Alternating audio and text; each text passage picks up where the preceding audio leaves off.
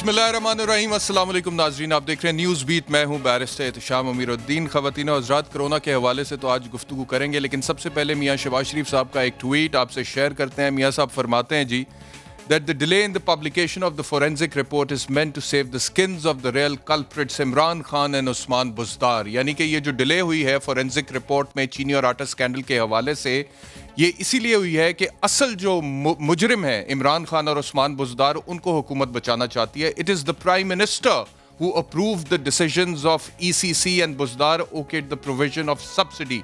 ये वजीर आजम थे जिन्होंने ECC के डिसीजंस को, फैसलों को अप्रूव किया था, और बुज़दार साहब ने सब्सिडी को ओके किया था।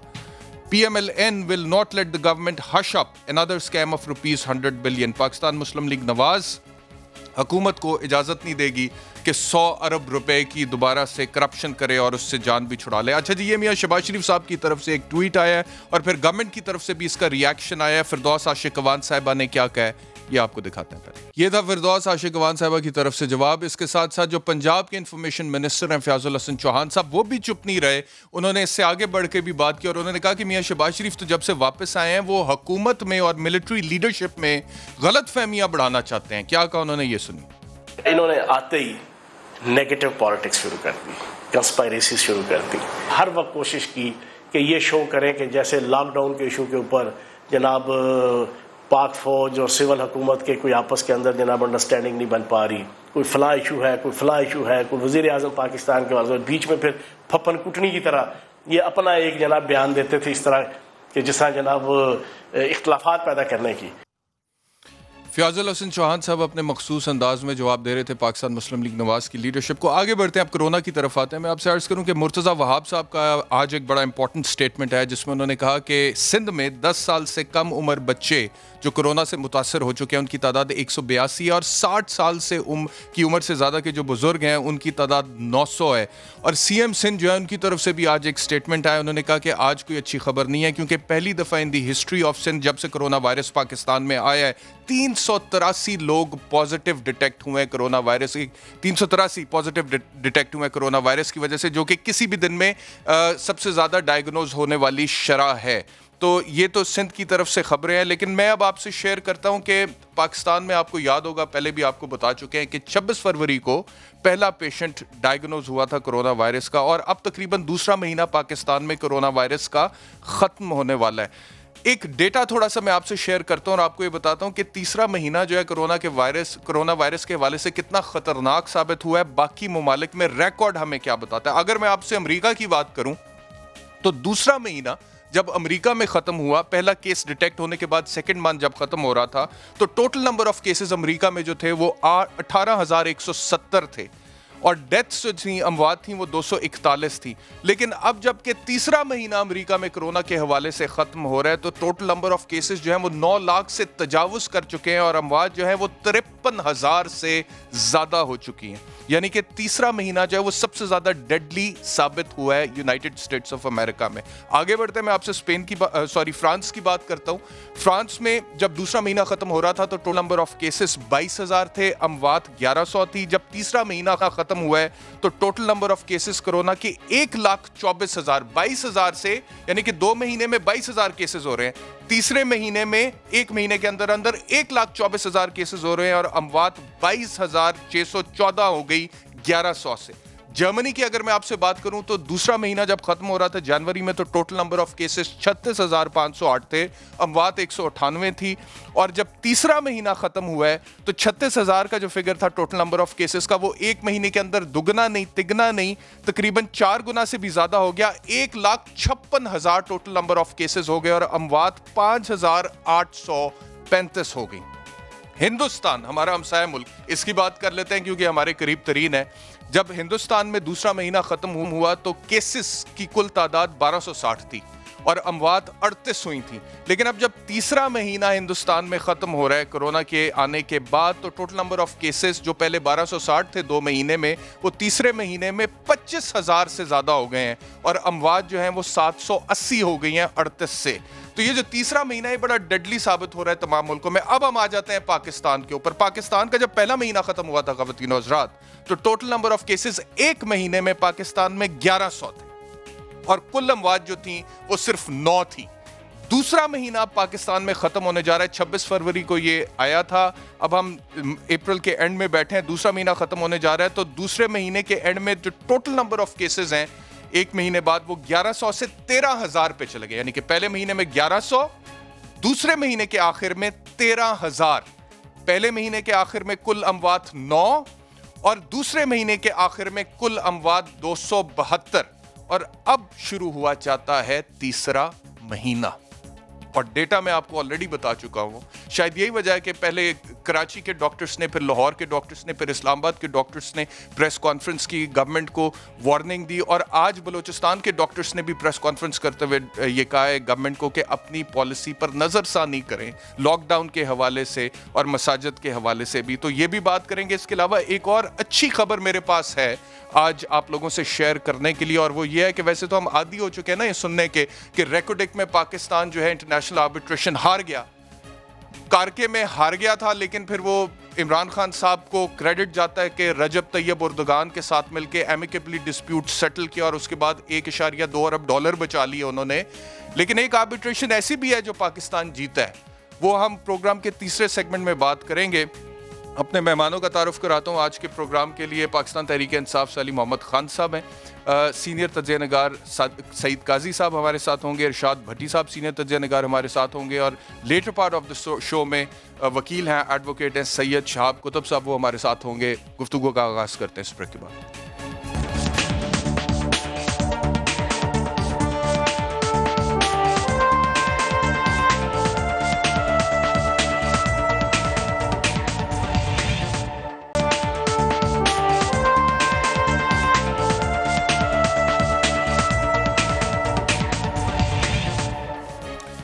Welcome back to News beat.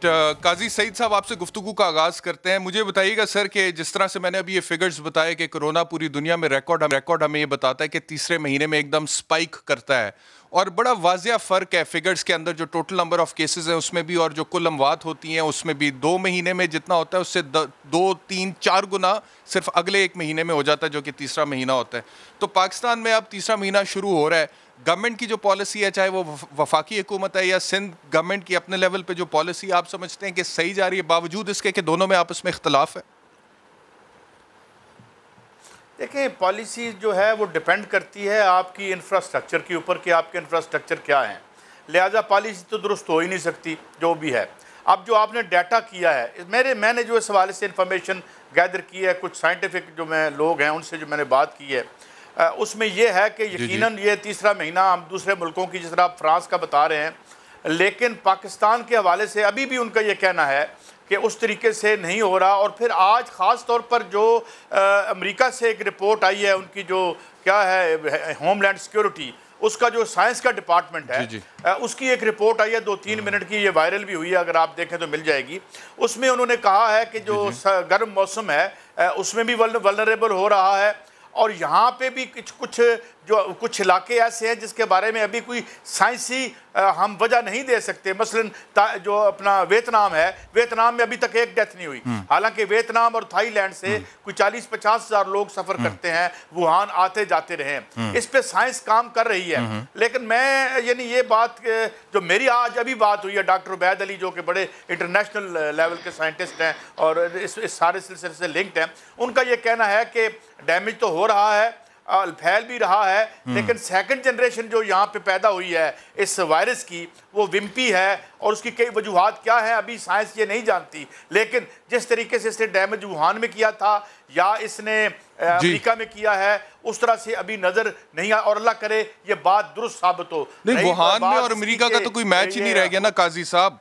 America में तो आप देखें कि total number of cases 9 lakh से तजावुज़ कर चुके हैं, डेथ्स जो हैं वो 53,000 से ज़्यादा हो चुकी हैं। वुहान जो है वहाँ पे तो 3,500 के करीब अमवात हुई थी। और आज की खबर आ रही है चाइना से, और मैं हैरान हूँ कि कैसे हो रहा है। अब वो कभी जो कंस्पिरेसी थेरीज बहुत ज़्यादा डिस्कस होती हैं सोशल मीडिया पे, उसकी तरफ बंदा संजीदा होकर सोचने पे मजबूर हो जाता है कि आज की खबर रॉयटर्स की है कि वुहान में, चाइना में अब टोटल जो केसेस थे कोरोना वायरस के मरीजों के, वो सारे सेहतियाब हो गए, वहाँ से डिस्चार्ज हो गए।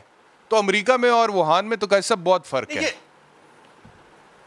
नहीं, अमेरिका यानी ये वुहान को अगर 100 कॉल्ड ग्राउंड जीरो कर लें तो एक दफ़ा बहुत ज़्यादा वहाँ पे इशू आया था और अमेरिका में यकीनन बहुत ज़्यादा हुआ है। मेरे कहने का मकसद ये जो आप कॉन्स्पिरेसी थ्योरी की बात कर रहे हैं, इस पे इंतहाई संजीदा सियासतदान भी अब गौर कर रहे हैं कि ये कहीं पार्शली सिंथेटिक तो नहीं है, लेकिन अभी इसका वक्त नहीं है, इसे रोकने की बात हो रही है। और इसको रोकने के हवाले से जो है आज जो होमलैंड सिक्योरिटी का उन्होंने एक किया है, जिसमें शायद वो मौजूद नहीं थे खुद प्रेसिडेंट ट्रंप, उनको तो उन्होंने रोक लिया है क्योंकि वो रिस्पॉन्सिबल बातें इधर उधर कर देते थे। उम्मीद ये पैदा हुई है कि जुलाई जो है, जुलाई मिड जुलाई तक या 23 जुलाई तक may be the world will get over it. अल्लाह करे ये बात दुरुस्त हो। इसकी तरफ ज्यादा शवाहिद मिल रहे हैं इस बात के और कम शवाहिद मिल रहे हैं बर्बादी की जानब। अभी कुछ ठीक है नहीं कहा जा सकता, मगर हम दुआ जी भट्टी साहब मैं पहले बड़े क्लियरली ये कह चुका हुआ हूँ अपने शो में भी और उससे हट के सोशल मीडिया पे भी कि कंस्पिरेसी थेरीज जितनी भी हैं, साजिशी मफरूज़े हैं, इनको रद्दी की टोकरी में डाल दें, क्योंकि ये वायरस ऐसा है, वो जो कहते हैं ना जी फलाने मुल्क ने फलाने के खिलाफ साजिश की है इस वायरस के थ्रू, ये इस वायरस ने तो पूरी दुनिया को अपनी लपेट में ले लिया। और क्या आप चीनी, क्या पाकिस्तानी, क्या हिंदुस्तानी, क्या ईरानी, क्या वियतनामी, क्या नॉर्थ कोरियन, क्या अमरीकी, क्या हिस्पानवी, क्या इतालवी, क्या फ्रांसीसी, सब आ गए ना। प्राइम मिनिस्टर भी आ गए एक मुल्क के, शहजादे भी आ गए, हॉलीवुड स्टार्स भी आ गए, आप भी कह चुके हैं मेरे शो के अंदर।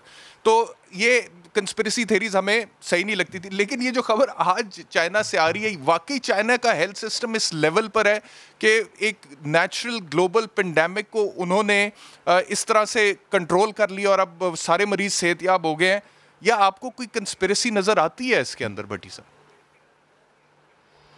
ये इत्शाम भाई, ये बड़ा एक पोस्ट कोरोना जो एज है वो बड़ी डेंजरस एज आ रही है। ये अब तो इस वक्त फोकस बटा हुआ है 5 मुल्क, आप जैसे देखें अमेरिका, स्पेन, इटली और बाकी फ्रांस, यानी 20-20 हज़ार से ज़्यादा हलाकतें हो चुकी हैं और मुर्दे दफनाने के लिए लाइनें लगी हुई हैं और सारों की मईशत, मुआशरत, मेल मिलाप सब कुछ दाव पे लगा हुआ है। तो अभी तो फोकस हटा हुआ है, लेकिन दूसरी तरफ एक पोस्ट कोरोना जंग का आगाज हो चुका है। अमेरिका कह रहा है ये वुहान वायरस है, चीन कह रहा है कि ये अमेरिकी फौजियों ने लाया हुआ है। एक तहकीक कुछ साइंसदान कह रहे हैं कि इसका जो पेरेंट है वो बरतानिया में और स्पेन में और अमेरिका में नजर आया है, कुछ कह रहे हैं कि ये उधर आया है।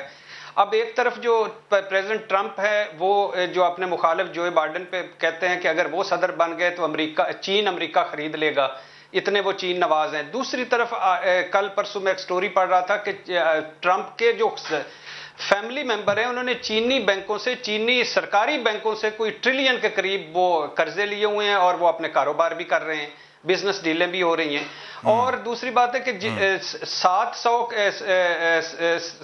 100 के करीब लेबॉर्टरीज में इस वक्त वो हो रहे हैं, वैक्सीन का हो रहा है। और अमेरिका को ये खतरा है कि चीन और जर्मनी थोड़ा सा पीछे है, चीन करीब पहुंच गया है उसके वैक्सीन के कामयाब होने के करीब। और उन्होंने ये भी दावा किया है अमेरिका ने कि इन्होंने अपने कैदियों पर तजर्बे भी कर लिए हैं कि और ये कल और इस तरह वो कह रहे हैं कि वायरस का बताएं, हमें बताएं। लेकिन अभी तक ये सारे साजिशी मफरूज हैं बड़ी साहब, अभी तक कोई चीज साबित तो नहीं हो सकी ना, अभी तक ये सारी कंस्पिरेसी थ्योरीज हैं। नहीं, ये सब और इसकी वजह ये कि अभी वो वक्त नहीं आया। ये जो पोस्ट कोरोना जैसे 9/11 प्री 9/11 और पोस्ट 9/11 था, ऐसे पोस्ट कोरोना, प्री कोरोना और पोस्ट कोरोना बड़ा होगा। और ये अभी वो जैसे ये कहते हैं हमें लेबॉर्टरी तक रसाई देते, वो असल में वैक्सीनेशन का, जैसे परसों तरसों बिल गेट्स का इंटरव्यू में सुन रहा था तो वो कह रहे थे कि 7 जो टेस्टिंग लेबॉर्टरीज हैं उन लेबॉर्टरीज के लिए मैंने फंड कर दिए हैं, उसमें 5 हो सकता है नाकाम हो जाएं, तो 2 जो बन जाएंगी मुझे कोई फर्क नहीं पड़ता कि चंद अरब डॉलर जो है वो निकल जाए, लेकिन इंसानियत के लिए ये आगे आना पड़ेगा। तो ये और एक जो सबसे है कि जर्मन की एक वो कंपनी थी क्योर लैब, वो उस पे अमेरिका कब्जा कर चुका है, वो उसने दावा किया कि हम करीब पहुंच गए हैं। तो ये सारा पीछे ठीक है बड़ी साहब, मुझे क्विकली एक कमेंट दे दे, फिर मैंने अली मोहम्मद साहब की तरफ जाना है। मुझे क्विकली कमेंट दे दे कि गवर्नमेंट की जो डायरेक्शन है, चाहे वफाकी हुकूमत है चाहे सिंध गवर्नमेंट है, हालांकि दोनों में आपस में इख्तिलाफ है, आपको दोनों सही लग रही है, ओवरऑल डायरेक्शन ठीक लग रही है? फिर मैं अली साहब की तरफ जाना है। नहीं, पहली बात तो ये है कि प्लीज अल्लाह के नाम पे मैं फिर कह रहा हूं कि हमें कर्फ्यू नहीं, मुकम्मल लॉकडाउन नहीं कर सकते। तो जो हमने स्मार्ट लॉकडाउन इमरान खान का कहा था इमरान खान साहब ने हमने जो बताया था कि भूख और गुर्बत और बेरोजगारी और कोरोना फैलाओ, इसके दरमियान का रास्ता, हिकमत का रास्ता, वो रास्ता नाफिज नहीं हो रहा। सड़कों पर नहीं हो रहा, बाजारों में नहीं हो रहा, दुकानों में नहीं हो रहा, मस्जिदों में नहीं हो रहा, इबादत गाहों में नहीं हो रहा। हुकूमत कहीं नजर नहीं आ रही, हुकूमत कहीं इंप्लीमेंट नहीं करा रही, हम हुकूमत कहीं आगे नहीं आ रही। अब एक तरफ आरिफ अलवी साहब और ये जो मुआहदा हुआ, ये भी एक तारीख का अनोखा और वखरा मुआहदा है, इसकी मुझे कोई समझ नहीं आई। और इसके बाद अल्लाह खैर करे, अल्लाह खैर करे, यानी खाना काबा, मस्जिद नबवी, वहां तो पाबंदी है, मगर हमारे यहाँ हम जो हैं, हम पता नहीं कोई आलम इस्लाम के अलहदा ठेकेदार हैं कि हम कहां चले गए हैं।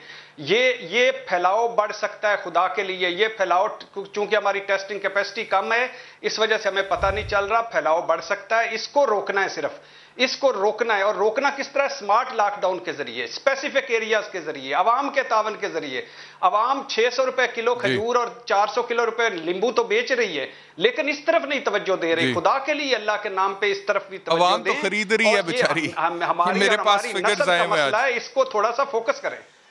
जी जी, अच्छा चलें, मैं अली भाई आपकी तरफ आ रहा हूँ। मुझे ये फरमाइएगा कि जिस तरह भट्टी साहब ने ये अनोखा मुआहदा भी कहा इसको, और उन्होंने कहा कि हुकूमत हमें नज़र नहीं आ रही है। सदर पाकिस्तान ने जो मुआहदा किया था और उसके बाद 20 निकाती लामिया एक जारी हो गया था। कल सदर पाकिस्तान डॉक्टर आरिफ अलवी साहब ने खुद एक ख़त लिखा जिसमें उन्होंने आइमा इकराम से ये कहा कि जी जो गाइडलाइंस थी उनको आप लोग फॉलो नहीं कर रहे हैं। आज फिर उन्होंने कहा कि बुज़ुर्गों को मसाजिद में आने से रोके। मैंने देख रहा था, वो खुद गए हुए थे मसाजिद में और वहाँ पे सुपरवाइज़ कर रहे थे, देख रहे थे, और उन्होंने देखा कि बहुत सारे बुज़ुर्ग भी वहाँ पे मौजूद थे। कल इस्लामिक मेडिकल एसोसिएशन की तरफ से एक स्टेटमेंट है जिसमें वो कहते हैं कि ये हुकूमत उलमा से ब्लैकमेल हो रही है। तो किधर ये हुकूमत खड़ी है? क्या अब ब्लैकमेल का लफ्ज़ भी कोई मुनासिब नहीं लगता उलमा के हवाले से यूज़ करना? तो कैसे कंट्रोल करेंगे अली साहब इसको? अली मोहम्मद साहब से मेरा भी एक सवाल साथ लेते जाइए। मैं माजरत चाहता हूं कि यानी WHO कह रहा है स्मार्ट लॉकडाउन या मुकम्मल लॉकडाउन, वजीर आजम ने कहा है स्मार्ट लॉकडाउन, जफर मिर्जा साहब ने आज उनकी स्टेटमेंट है कि रमजान का पहला दिन है और बेहतियाती हुई है। इसके अलावा सारे डॉक्टर्स, ये तिब्बी मामला है, उलमा का मामला नहीं है, खुदा के लिए इस्लाम का मामला नहीं है, तिब्बी मामला है। सारे डॉक्टर हाथ बांध के खड़े हुए कि हमें बचाओ, हम पे प्रेशर न डालो, 80% अस्पतालों में जगह जो मुकम्मल हो गई है, कहां ले जाओगे?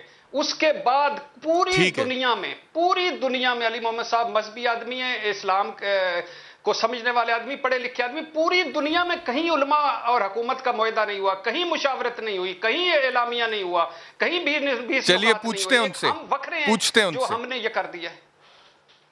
चलें जी अली भाई। जी बिस्मिल्लाहिर्रहमानिर्रहीम, अल्लाहुम्मा सल्लि व सल्लिम मुबारक अला सय्यिदिना मुहम्मद रसूलुल्लाह सल्लल्लाहु अलैहि वसल्लम। तशाम साहब बहुत शुक्रिया। और मेरा तो ख्याल था कि रमज़ान की वजह से भट्टी साहब जो हैं, लेकिन माशाल्लाह उनकी स्पिरिट्स और भी तेज़ हो गई हैं और अपने तमाम तलवार और तीर के साथ लैस हैं माशाल्लाह।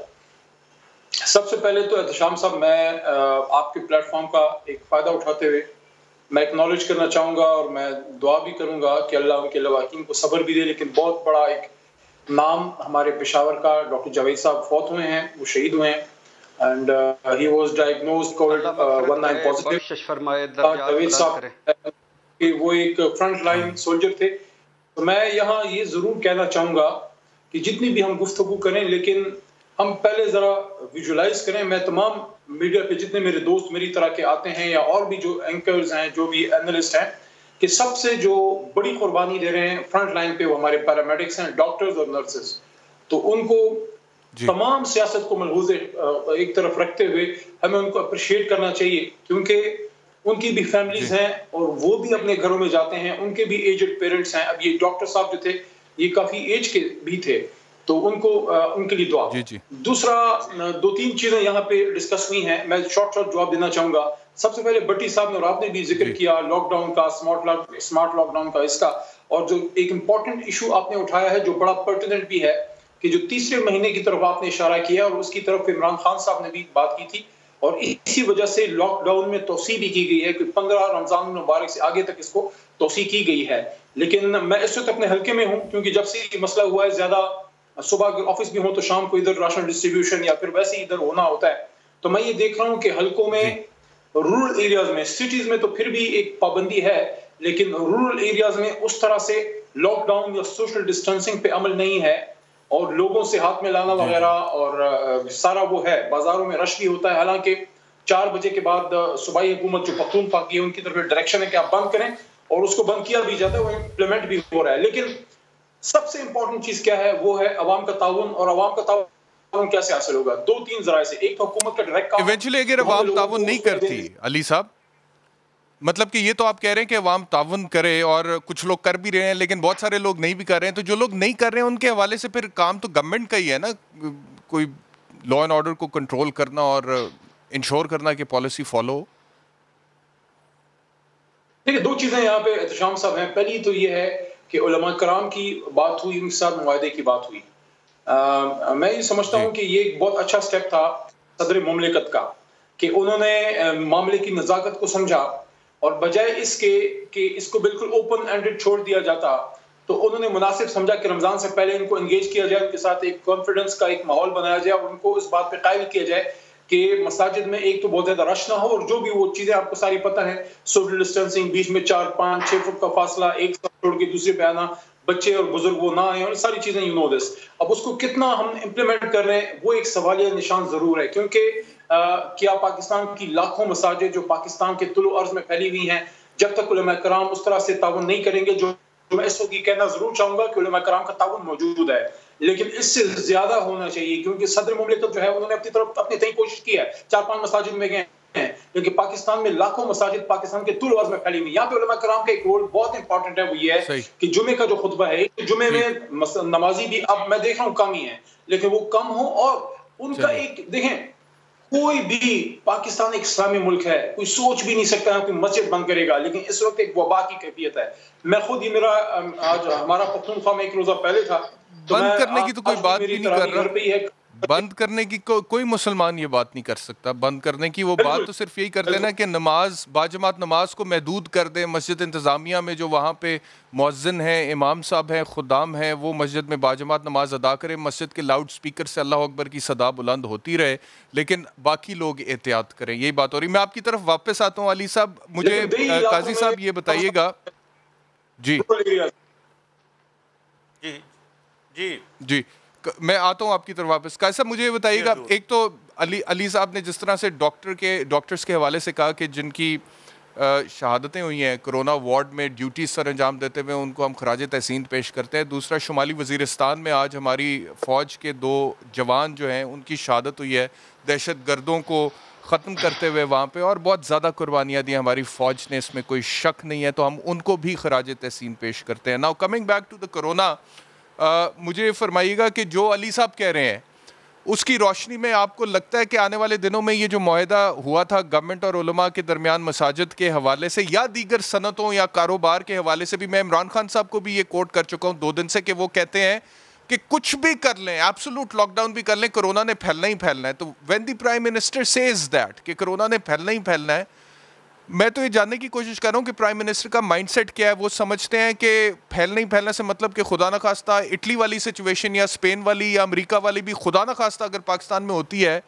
तो he is mentally ready for that, वो ज़हनी तौर पे तैयार है उसके लिए। मैं उनका ज़हन तो नहीं पढ़ सकता, लेकिन इतना बता सकता हूँ कि स्वीडन ने यह तजर्बा किया जिसे हर्ड इम्यूनिटी कहते हैं, और उन्होंने लॉकडाउन नहीं किया था और वहाँ कोई बड़ा काबिल ज़िक्र नुकसान नहीं हुआ। लेकिन मैं एक और बात करना चाहता हूँ भाई, बात यह है तबका कोई भी हो, हुकूमत जो है वो मुज़ाकरात करती है। किस तरह? मतलब ये मुज़ाकरात हैं कि नवाज शरीफ साहब से भी मुज़ाकरात हो रहे हैं उनकी करप्शन की बाबत, ये ज़ाहिर है एक लॉजिकल फैलसी हो सकती है। लेकिन अगर सऊदी अरब की हुकूमत एक ऑर्डर इशू करती है, और जब जिस तरह आप मुनासिब बात कर रहे हैं कि जो खुदाम हैं मसाजिद के और जो उसके इमाम साहब हैं वो वहाँ पढ़ लें, और और फिर इस्लाम के अंदर ये तमाम ये वीकनेस क्यों है? Why we have always been held hostage to small groups. तो और मैंने एक और भी बात की थी, यार खुदा का वास्ता, जब भी हमारे मुल्क में वबा आती है इसको अपनी जाती मार्केटिंग का हिस्सा ना बनाया करो। मुझे ये बताएं, सऊदी अरब में भी दो ईदें होती हैं, किसी और मुसलमान मुल्क में ये खेल करने की जो इजाज़त दी जाती है? टीवी का कैमरा चाहिए हमें, शुरू हो जाता है, मौका मिलता है इनको, तो ये सारे रिट कहाँ है हुकूमत की? इमरान खान साहब, हम आपसे पूछते हैं, इससे पहले जो ड्रामा लगा हुआ था और जो फ्रॉड हुकूमत के नाम पर हो रहा था, उसी से तंग होके इस मुल्क के लोगों ने आपकी तरफ देखा है। रिट तब आएगी जब, और ये जो अभी आपने थोड़ी इंट्रो में बात की थी, आधे जो हैं वो इधर हो जाते हैं, सब्सिडियां खाने वाले, आधे इधर, हुकूमतें कमज़ोर हो जाती हैं। हालत हमारी ये होती है, 4 MNA इधर हो जाएंगे, PM बैठ के कहता है यार चलो चोरों को छोड़ दो, जाने दो। अब सवाल ये है कि ये कब तक है। और ये जो मेरे दोस्त भट्टी साहब ने बात की है, पोस्ट कोरोना दुनिया और होगी, ये फ्रॉड और ड्रामे नहीं चलेंगे। दुनिया 1930 से बड़े रिसेशन की तरफ बढ़ रही है। मिनिमम 3% जो है वर्ल्ड GDP जो है वो, और तकरीबन 150 से ज्यादा बैंकरप्सीज सिर्फ ऑयल कंपनियों की फाइल हो रही हैं। बैंकों का क्या असर होगा? हम कहां जाएंगे? हम इसी तरह वीकनेस का इजहार करेंगे, नहीं नहीं हम तो बड़े हैं, हम तो बंद नहीं। अरे भाई हम मुसलमान हैं, अल्हम्दुलिल्लाह, ला इलाहा इल्लल्लाह मोहम्मद रसूलुल्लाह, हम मुसलमान हैं और हमें किसी से सर्टिफिकेट की जरूरत भी नहीं है। आप इस मुल्क के मफाद में, इस अवाम की जिंदगियों के मफाद में जो आपने फैसला करना है, for heaven sake stick to it. और एक इस्लामी मुल्क के सरबराह होने की काजी साहब, आपका पहला फर्ज है मेरी जिंदगी बचाएं। मेरे जी ठीक है काजी साहब, कल मुफ्ती नईम साहब मेरे शो में थे, उनसे जब मैंने सवाल पूछा तो उन्होंने मुझे कहा कि आपने बाजार तो खुले रखे हुए, आपने सनतें तो खुली रखी हुई हैं, तो सिर्फ मसाजिद पर ही लॉकडाउन क्यों करना है? इसका जवाब आप क्या देते हैं? है जी, मेरे पास है। स्मार्ट लॉकडाउन का क्या मतलब होता है? स्मार्ट लॉकडाउन का मतलब यह है कि 4 बजे अपने घर की चीजें, यहां पर तो मैं आलिम नहीं हूं, किसी से पूछ लीजिएगा, मैं गलत हुआ तो पहले माफी मांग लेता हूं। भूख के आलम में हमें कौन कौन सी चीज खाने की इजाजत होती है अपनी जिंदगी जब बचानी हो हमने तो। स्मार्ट लॉकडाउन का मतलब यह है कि जहां पे आप ह्यूमन असेंबली अवॉइड कर सकते हैं अल्लाह ताला के हुक्म के मुताबिक और अकल के फैसलों के मुताबिक, इनसे अमांगी करके, तो वहां आप इकट्ठे ना हो। मगर मैंने दाल खरीदनी है, रात को पकनी है, मैंने फाका नहीं करना। This is what smart lockdown means. तो इसको प्लीज ये से लॉजिकल पॉलिसी कहते हैं। ये इस किस्म की दलील हमें ना दें। बात यह है कि मस्जिद में जमात हो, लोग 4, 5, 6, 7 जो खुदाम है वहां पे वो पढ़ें, और ताकि मस्जिदें आबाद रहें और लोग घरों में पढ़ें, डिस्टेंस में रहें। ये जुलाई तक मैं अर्ज कर रहा हूं, और मैं ज्यादा फेथ, यानी फेथ तो अल्लाह पे होता है, लेकिन एक हवाले से जो मैं मानता हूं, ये जिन साइंसदान से मेरी बात हुई थी कि ये जुलाई तक खत्म हो जाएगा। अरे जो जाब आता है हमारे ऊपर, वहां पे आप दुकान खोल लेते हो, अपनी मार्केटिंग शुरू कर देते हो।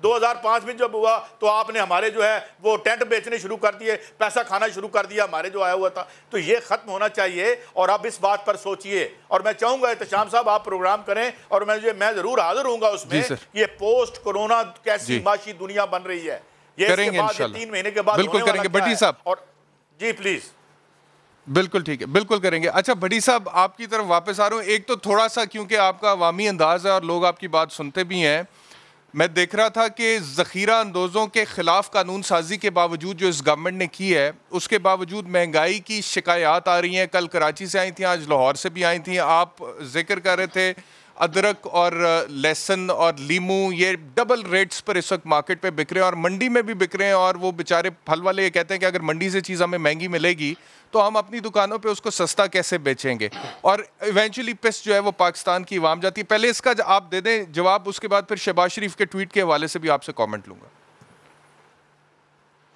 देखिए, पहला जवाब वो ये है कि जैसे अली मोहम्मद साहब ने कहा, वो पेशावर के डॉक्टर जावेद साहब, अल्लाह उनकी मगफरत करे, जो पाक फ़ौज के 2 जवान हैं, फ़ौज हर फ्रंट पे लड़ रही है, अल्लाह उनकी भी मगफरत करे, उनकी सारी फैमिलीज़ को सब्र अता करे, और अल्लाह पाक फ़ौज और इन डॉक्टरों और इन नर्सों को सलामत रखे। लेकिन अली साहब से मैंने पूछना यह है कि डॉक्टरों, नर्सों, तिब्बी माहिरीन का शुक्रिया हम किस तरह अदा कर सकते हैं? ये हुकूमत में है, आज ये हुक्मरान है हमारे, अली साहब भी और वज़ीर आज़म भी और आरिफ अलवी भी। इनका शुक्रिया, इनकी मदद है कि इनकी कुर्बानियों का एतराफ़ किया जाए, एक्नॉलेज किया जाए। कुर्बानियों का एतराफ़ क्या किया जाए कि वो जो हाथ बांध कर हमसे इल्तिजाएं कर रहे हैं कि खुदा के लिए अल्लाह के नाम पे स्मार्ट लॉकडाउन नाफिज करे, वो बाजार हों, वो मस्जिदें हों, वो रश वाली जगह हों, वो बस वाले अड्डे हों, वो पब्लिक प्लेसेस हों, उन पर किया जाए। ये अच्छा स्टेप नहीं था आरिफ अलवी साहब का। आरिफ अलवी साहब के पास कोई मैंडेट नहीं था। आरिफ अलवी साहब ने ये बहुत गलत फैसला किया। आरिफ अलवी साहब ने अल्लाह ना करे रमजान में एक बंदे की भी डेथ हो जाए अगर इसमें, तो उसका पर्चा मुफ्ती मुनीब पर होगा, मुफ्ती तकी उस्मानी पर होगा, या आरिफ अलवी साहब पर होगा। ये नहीं है अच्छा फैसला, ये कमजोर फैसला है, ये कंफ्यूज्ड फैसला है, ये नाहली पर मबनी फैसला है, ये डरा हुआ फैसला है, ये सहमा हुआ फैसला है। कभी कोई सोच सकता था खाना काबा में तवाफ रुक जाएंगे, कभी कोई सोच सकता था उम्रे का रुक जाएंगे। वो सऊदी अरब अभी ये फैसला नहीं कर पा रहा कि इस साल हज होगा कि नहीं। वहां इमाम रो रो के दुआएं कर रहे हैं, अल्लाह हमें मस्जिदों से मत निकाल, हमसे पर जो गलतियां होगी माफ कर दे, नमाजियों को वापस ले आ। कोई सोच सकता था कि मेरे नबी जिस पर मेरी जान कुर्बान है, और मैं अक्सर कहता हूं अगर मैं मुसलमान ना होता और मुझे अपने नबी का मोहम्मद सल्लल्लाहु अलैहि वसल्लम का रत्ती बार पता चल जाता तो मैं इनकी शख्सियत पढ़कर इन पर इस्लाम ले आता और इनके दीन को मान लेता। उस नबी की मस्जिद नबवी के दरवाजों पे ताले लगे हुए हैं। एक पोप संडे ईस्टर को और पाम संडे को वो अकेला इबादत कर रहा है, सारे चर्च बंद हैं, सारे गुरुद्वारे बंद हैं, सारे मंदिर बंद हैं। हम जो जखीरा अंदोजी में भी नंबर 1 है, हम जो बेईमानी में भी नंबर 1 है, हम जो फ्रॉड में भी नंबर 1 है, हम जो नीचे से वो महंगाई में भी नंबर 1 है, हम जो हर सैलाब हो, डेंगू हो, पोलियो हो, हम ये जो कोरोना हो, उसमें जो लाशें और मुर्दे बेचने वाली इस्लाम का किला है, अक्सरियत हम में जो है खुदा के लिए हमने सारा का अजीबोगरीब ठेका लगाया हुआ है 20 नुकाती। और उसकी शिक नंबर 6, और भाई आरिफ अलवी साहब खुद आए ना नमाज पढ़े, 50 साल की उम्र में से निकल गए, मुफ्ती मुनीब भी, तकी उस्मानी साहब भी, आरिफ अलवी साहब क्यों आए पढ़े हमारे साथ तरावियां पढ़े। ये मैं आपको बताऊं, जब हजरत उमर रदी अल्लाह अन्हु के दौर में वो हुई थी, ताउन फैला था, तो साहबा कौन कौन से वफात पाए थे? जय्यद साहबा, हजरत अबू उबैदा बिन जर्राह रदी अल्लाह ताला अन्हु, हजरत मुआज बिन जबल रदी अल्लाह ताला अन्हु, हजरत यजीद बिन अबी सफियान रदी अल्लाह ताला अन्हु, हजरत शर्जील रदी अल्लाह, हजरत फजले बिन अब्बास रदी अल्लाह ताला, हजरत अबू मालिक अशरी रदी अल्लाह ताला अन्हु, हजरत हशारिस बिन अश्शाम रदी अल्लाह ताला, हजरत सुहैल बिन उमरू रदी अल्लाह ताला अन्हु, हजरत अवैस करनी रहमतुल्लाह, 25 सहाबा ये ताउन की वबा में हजरत उमर रदी अल्लाह ताला अन्हु के दौर में थी। जज्बा ईमानी से नहीं, मेरे नबी कहते हैं, मेरे नबी सल्लल्लाहु अलैहि वसल्लम जिस पर मेरी जान कुर्बान कहते हैं, तवक्कल करो मगर ऊंट बांध कर, एहतियात, इलाज। ये कैसा दीन है? एक इंसान की जान बचाना, पूरी इंसानियत की जान बचाना। और मजहब मेरा कहता है कि अपनी जान खतरे में डालना इक़दाम खुशी, किसी दूसरे की खतरे में डालना। मेरा ख्याल है कि आप अली मोहम्मद खान साहब का ही has the right to respond. आपने इतना कुछ कह दिया बड़ी साहब, एक सेकंड बड़ी साहब, आपने बहुत कुछ कह दिया है उन्हें आखिरी। जी जल्दी प्लीज कर लें।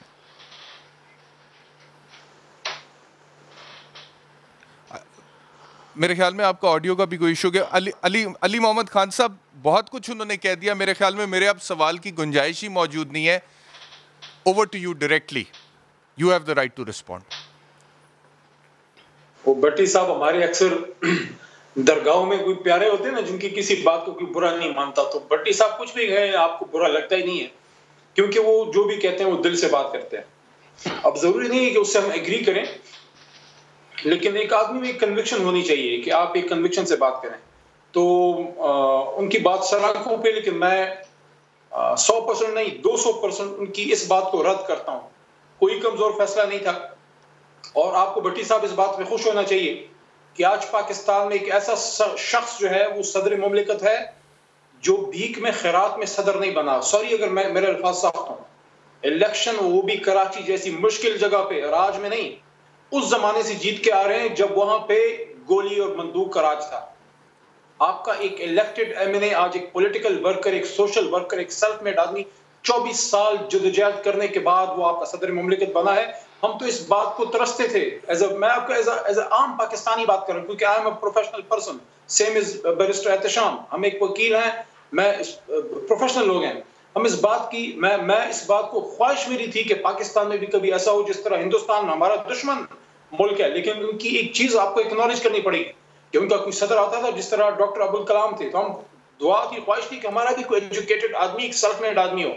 आज आपका सदर मुमलिकत जो है वो सदर हाउस के अंदर कैद आदमी नहीं है, वो बाहर निकल के अवाम के मसाइल में वो अपना रोल प्ले कर रहा है। और वो पहली बार पाकिस्तान का सदर बड़े अरसे बाद एक इलेक्टेड सदर जो है वो प्रैक्टिकली आपको माजरत के साथ मैं आपको आपकी बात काट रहा हूं, लेकिन ये उनके सवाल का जवाब नहीं। आप बिल्कुल ठीक कह रहे हैं, आरिफ अलवी साहब की बड़ी लंबी सियासी जद्दोजहद है और उसके बाद वो सदर ममलिकत की सीट पर जाकर विराजमान हुए हैं, लेकिन जो इतराज़ात भट्टी साहब ने उठाए हैं ये उनका जवाब तो नहीं है ना अली भाई?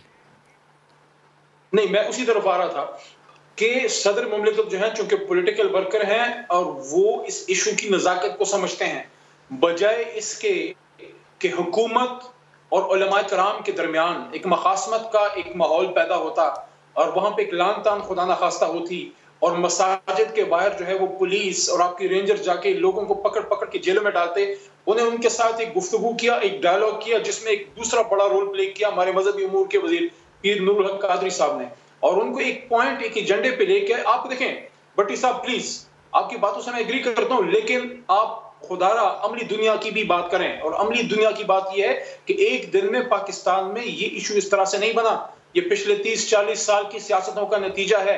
इसलिए ये मुझे कोई ना बताए कि पाकिस्तान में कोई भी हुकूमत इस वक्त इस पोजीशन में है, पाकिस्तान के 796,096 स्क्वायर किलोमीटर में आपको हर मस्जिद बंद करके दिखा दे कि आप नहीं आओगे। इस तरह नहीं हो सकता। आपने उलमा को एंगेज करना होता है, आपने एंगेज करना है। सऊदी अरब की जहां तक मिसाल है, सऊदी अरब हमारे लिए सर आंखों पे है, खातमैन हरमैन शरीफैन है, लेकिन उनका अपना मुल्क है, हमारा अपना मुल्क है। यहाँ डेमोक्रेसी है, यहाँ डंडे के जोर पे काम नहीं करते, यहाँ आपने लोगों को एंगेज करना है, डॉक्टर हजरात से बात करनी है, आपने बिजनेस तबके से बात करनी है। आज आपके मुल्क का वजीर आजम अगर बात कर रहा है, आखिरी बात इसलिए वो इस तरह से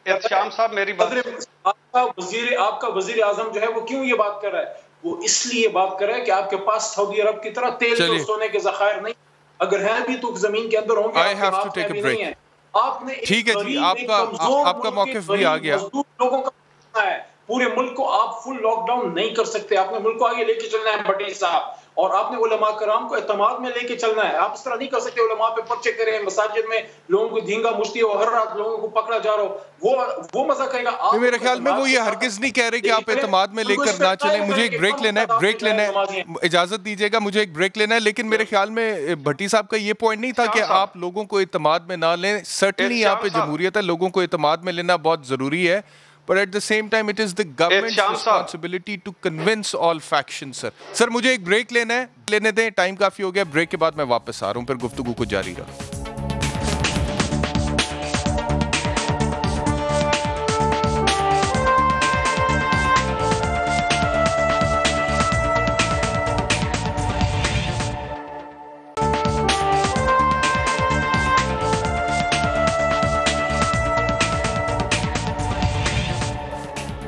welcome back to News Beat. जिस तरह से इंट्रो में मैंने आपसे अर्ज़ किया था कि आज एक अच्छी खबर भी मैं आपसे शेयर करने जा रहा हूँ, और वो खबर ये है कि हम तो इस चीज़ के आदी हो चुके थे ना कि पाकिस्तान के हवाले से जब भी कोई कंपनी गवर्नमेंट ऑफ पाकिस्तान के ख़िलाफ़ इंटरनेशनल आर्बिट्रेशन में चली जाती है तो हमारे ख़िलाफ़ पेनल्टी और अवार्ड आ जाता है। एक मिसाल रेकॉर्डिंग की है जिसमें $6 अरब की पेनल्टी पाकिस्तान को डली। उसके ख़िलाफ़ फिर हमने चैलेंज किया गवर्नमेंट ऑफ पाकिस्तान ने वकला की टीम के थ्रू, और 18 नवंबर 2019 को उसमें एक स्टे ग्रांट हो गया और वो स्टे अभी तक चल रहा है, यानी कि तलवार हमारे सर पर अभी तक मंडला रही है। फिर कारके का एक डिस्प्यूट था जो इमरान खान साहब ने रजब तैयब उर्दुगान साहब के साथ एमिकेबली सेटल किया, और $1.2 अरब की डस्ट जो पाकिस्तान को पड़ सकती थी उससे बचाया।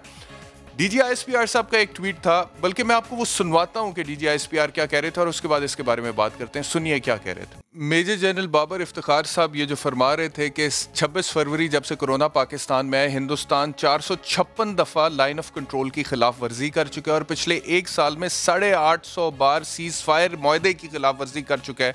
लेकिन पाकिस्तान की गवर्नमेंट का रिस्पॉन्स हमेशा ही होता है, हम कहते हैं जी इंडियन हाई कमिश्नर को दफ्तर खारजा बुलाओ, उससे एहतजाज दर्ज कराओ, और ये जो United Nations military observer group है इंडिया पाकिस्तान का, इनसे रिक्वेस्ट कर दो कि फाल हो जाए। बट नेवर एवर हमने ये किया कि हम लीगल प्रोसीडिंग्स इनिशिएट करें। बैनुल अक़वामी कवानीन में हमारे जो हकूक हैं उसके मुताबिक वो कहते हैं ना, I reserve the right to initiate legal proceedings, वो हम नहीं करते रहे। लेकिन बहरहाल एक मामला अच्छा ये हुआ हाल ही में कि एक ईरानी कंपनी ने पाकिस्तान के ख़िलाफ़, गवर्नमेंट ऑफ पाकिस्तान के ख़िलाफ़ एक केस किया इंटरनेशनल आर्बिट्रेशन काउंसिल में जो पेरिस में है, और वो केस पाकिस्तान ने जीत लिया है और 720 मिलियन का अवार्ड ईरानी कंपनी के ख़िलाफ़ हुआ है। और जो लीगल टीम थी इसमें जो एक लॉयर थे सैयद शहाब कुतुब साहब, वो हमारे साथ हैं। शहाब कुतुब साहब बहुत शुक्रिया हमें ज्वाइन करने के लिए।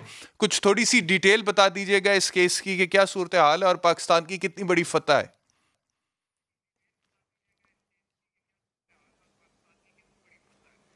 जी बहुत शुक्रिया एहतशाम। ये केस जो है ये बुनियादी तौर पे एक तनाज़ा था, ट्रांसमिशन लाइन का एक प्रोजेक्ट है उसके हवाले से, और ये ईरानी कंपनी जो थी इसको बतौर कॉन्ट्रैक्टर जो है रखा गया। ये बहुत बड़ा प्रोजेक्ट था, जायका फंडेड प्रोजेक्ट था, और ये काम जो है उसको मुकम्मल किए बगैर ये अबैंडन उन्होंने कर दिया। तो फिर ये जो हुकूमत पाकिस्तान का इदारा है NTDC, इन्होंने इनका कॉन्ट्रैक्ट जो है उसको ख़त्म किया और एक और कॉन्ट्रैक्टर को उन्होंने रखा और उसने फिर ये काम जो है प्रोजेक्ट का इसको मुकम्मल किया।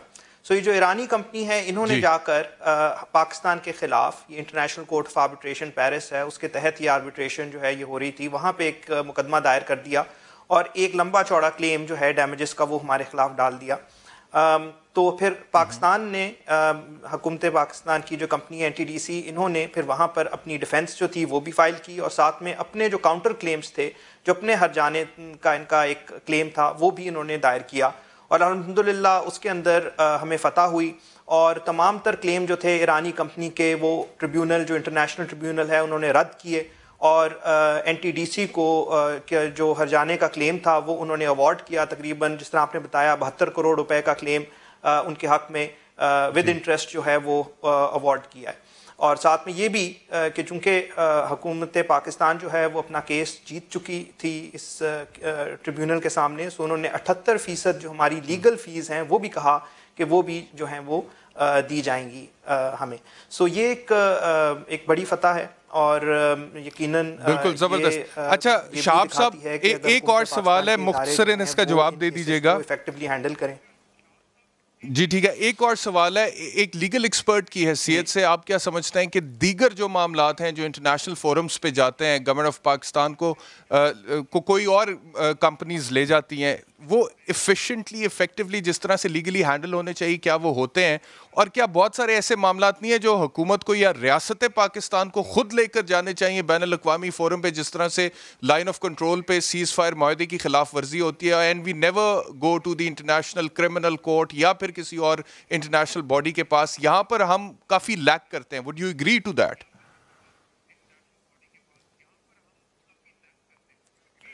जी, मैं पहले आपके दूसरे सवाल का जवाब देता हूँ। मैं आपके इस बात से बिल्कुल एग्री करता हूँ। मेरे ख्याल में हमारी जो इंटरनेशनल लिटिगेशन की स्ट्रेटजी है वो ज़रा ज़्यादा एग्रेसिव होनी चाहिए और बहुत से ऐसे मामलात हैं जिनमें हम बैनुल अक़वामी इदारे जो हैं, बैनुल अक़वामी कोर्ट्स जो हैं, उनसे रुजू कर सकते हैं जहाँ पर हम थोड़े से हेजिटेंट होते हैं।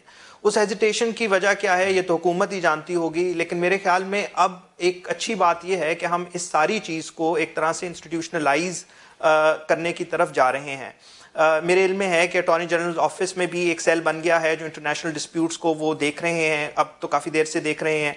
और इसी तरह जो हुकूमत पाकिस्तान के दीगर इदारे हैं वो भी चूँकि अब काफ़ी सारी इन आर्बिट्रेशन से गुजर चुके हैं, उनको भी अब इस बात का आहिस्ता आहिस्ता एहसास होना शुरू हो गया है कि इन केसेस को किस तरीके से हैंडल करना है। जो आपने पहला सवाल किया कि इफेक्टिव हैंडलिंग हो रही है, मैं कहूँगा कि कुछ कमियाँ कोताहियाँ रही हैं, लेकिन अब मामलात बेहतरी की तरफ जा रहे हैं। बहुत शुक्रिया शाह। अब सईद काजी साहब, वक्त बड़ा कम है, मैं चाहता हूँ आप तीनों मेहमानों का कमेंट ले लूँ इस हवाले से, स्टार्टिंग विद यू सईद काजी साहब। देखें, ये एक बहुत बड़ा मौजू है और मैं सिर्फ इतना अर्ज़ कर दूं कि ये जो भी आपने रिकॉर्डिंग का करना है, IPPs का करना है, इसका एक तरीक़ाकार है। इस तरीक़ाकार से अगर फॉलो किया जाए और अपने मुल्क की जो अदालतें हैं उनसे इंटरनेशनल जो हमारे जो मुआहदे हैं जो मुल्क के अवाम के मफाद के ख़िलाफ़ हुए हैं, इस पे मैंने अपना एक शो भी किया है, तो इसको अगर हम एमिकेबली चलें तो इसका में बड़े फ़ायदा हो सकता है। रिकॉर्ड एक भी मिसमैनेज हुआ था, हालांकि हाथ हमारे साथ हो रहा था, मगर जिस तरीके से टेकअप किया था साबिक चीफ जस्टिस साहब ने उसको, वो हमारे साथ ही हाथ करवा दिया उन्होंने। तो इसलिए मेरे ख्याल में लॉ जो इस काम को जाने वाले लोग हैं उनकी खिदमत देनी चाहिए। जी एहतशाम भाई। जी भट्टी साहब, वो जो सईद काजी साहब कह रहे हैं कि इफ्तिखार चौधरी साहब ने रिकॉर्डिंग को जिस तरह से टेकअप किया था और जेन्युइनली गवर्नमेंट ऑफ पाकिस्तान का बड़ा नुकसान हो गया, ब्यूरोक्रेसी की टांगें कांपती थी इफ्तिखार चौधरी साहब के सामने जाने से, और वो जो सेटलमेंट हो सकती थी इंटरनेशनल डिस्प्यूट आर्बिट्रेशन जो हो रही थी उस पे जाने से पहले, वो सेटलमेंट फिर नहीं हो सकी और फिर बहुत बड़ा पाकिस्तान को अवार्ड पड़ गया। भट्टी साहब। देखिए, पहली बात तो यह कि कारके के बाद ये ईरान वाला कौम को मुबारक, मुल्क को मुबारक। और मुझे कारके का पता है कि उसके पीछे सिविल मिलिट्री क़यादत ने कितनी मेहनत की, कितनी एफर्ट की और कितनी बैकडोर डिप्लोमेसी और क्या क्या किया। और इसके बाद अल्लाह करेगा रेकॉर्डिक और वो भी हो जाएगा, अल्लाह करेगा। मैं वो अली मोहम्मद साहब से कहना चाहता हूँ, बजा फरमाया हमारा हाल जो हमें माजी था वो भी मुझे पता है, जो हमारा हाल है वो भी मुझे पता है, आरिफ अलवी साहब की खिदमात का भी पता है। और बात यह है काबिल एहतराम अली अहमद साहब के आरिफ अलवी साहब अगर खुदा न खास्ता बीमार हों, उनको डॉक्टरों का पैनल सजेस्ट करे कि आप ये दवाइयां खाएं, तो वो क्या किसी मुफ्ती साहब के पास जाएंगे या इमाम मस्जिद के पास जाएंगे? दूसरा, सऊदी अरब में तो चलो छोड़ दें, 20 मुल्कों मेरे पास वक्त बिल्कुल खत्म हो गया। भट्टी साहब आपसे रिक्वेस्ट है, वक्त बिल्कुल खत्म हो गया। लास्ट कमेंट अली मोहम्मद खान साहब के लेने दें। नमाज पर पाबंदी है, जमात नमाज पर भी बंदी है, जुमे पर भी बंदी है 20 मुल्कों में, वहां जमहूरियत इजाजत दीजिएगा, वक्त बिल्कुल खत्म हो गया। अली मोहम्मद खान साहब योर लास्ट कमेंट। रियासत का काम है जी। अली मोहम्मद खान साहब योर लास्ट कमेंट।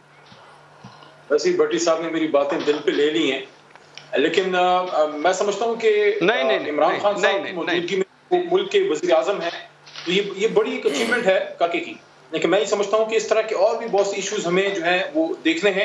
आपने एक बड़ी मुनासिब आज तजवीज़ दी है, मैं समझता हूँ इसको रद्द नहीं करना चाहिए, इस पे एक ब्रेनस्टॉर्मिंग होनी चाहिए लॉ डिवीजन में भी और अटॉर्नी जनरल ऑफिस में भी, कि जो आपने तजवीज़ दी है कि इस तरह की। ठीक है, बहुत शुक्रिया। वक्त मेरे पास बिल्कुल खत्म हो गया। आप तमाम मेहमानों का अगले हफ्ते इंशाल्लाह आपसे दोबारा मुलाकात होगी। अपना ख्याल रखिए। अल्लाह हाफिज़।